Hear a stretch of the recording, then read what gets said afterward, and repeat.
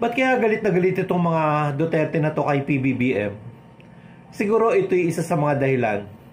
Nung manalo si PBBM na Pangulo ng Pilipinas, akala nila poproteksyonan at pagtatakpan sila sa lahat ng krimen at illegal activities na ginawa nila nung nasa posisyon pa sila, at lahat ng gusto nilang gawin ay magagawa pa rin nila with impunity.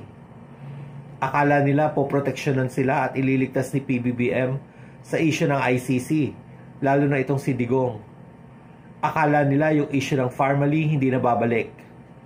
Akala nila ang EJK na issue ay hindi na muling maiimbestigahan.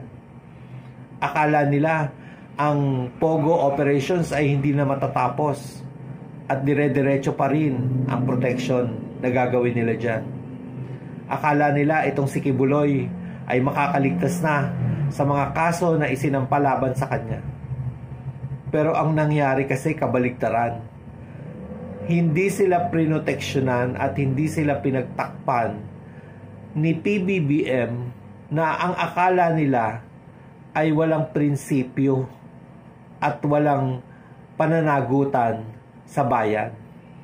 Ang nangyari, meron pala. At ang Pangulo natin ngayon na si PBBM ay gustong ipatupad ang batas kahit sino pa ang masagasaan, kahit sila pa.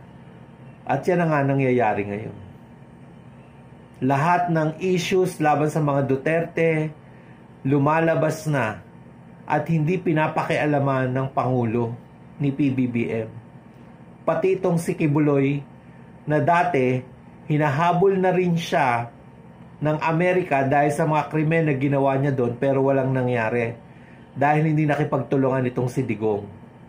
At ngayon na si PBBM na ang Pangulo, hinahayaan niya lang na ang justice takes its course. Kaya ngayon may pananagutan na ang mga gumawa ng mga krimen at mga illegal activities.